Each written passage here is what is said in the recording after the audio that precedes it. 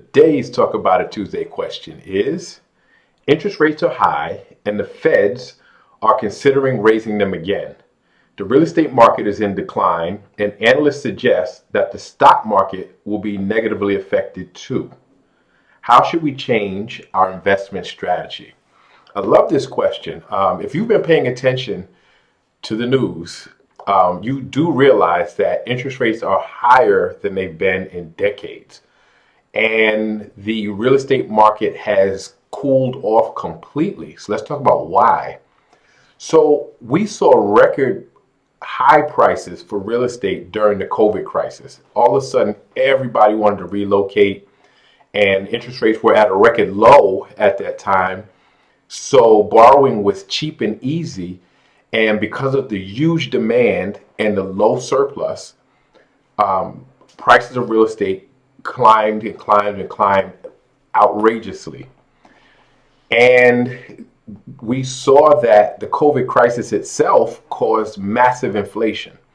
So the Feds, in order to curb inflation, have to raise interest rates, or that's one of their tools for trying to curb inflation, is to raise interest rates to cool off buying. When you cool off buying, basically supply and demand, then prices eventually come down. So how does that affect real estate?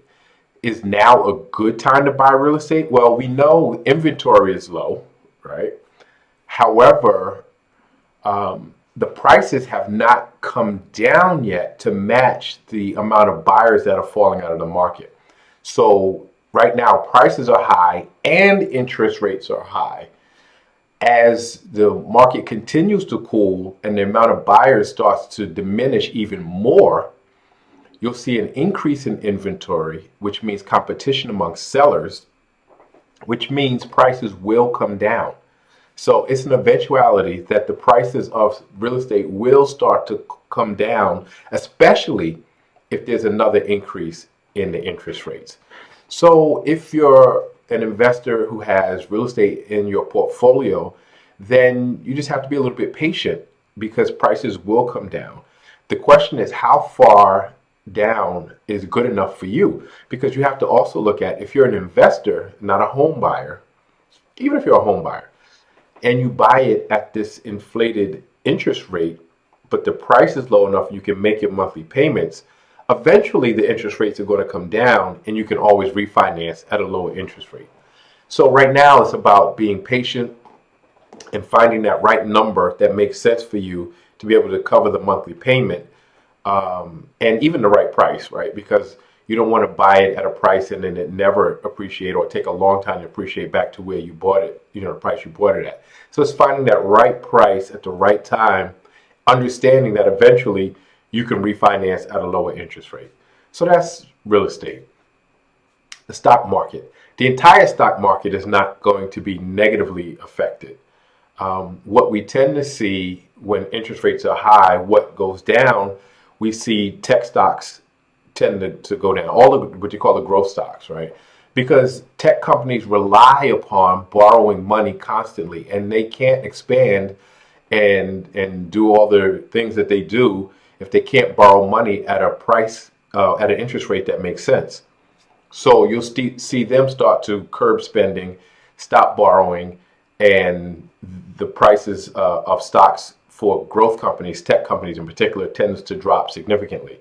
So would it be a good time to buy that? Well, it's about the value. You have to look at, do you think that company is going to come back? And so when the price is down, are you buying it at a sale price, right? Because the prices will come down. The question is, do you buy it now with the expectation that it will bounce back because the company is strong enough that it will continue to grow in the future? Same thing happens with, you're talking about everything in the financial industry. So brokerages and banks, their stock values plummet because they can't lend money because their interest rates are too high, so people aren't borrowing. That's how they make their money.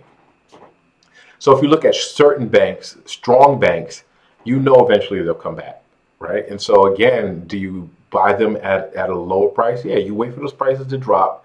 So it's below market value, below what you believe the market value should be, and then you can buy it, at that lower price.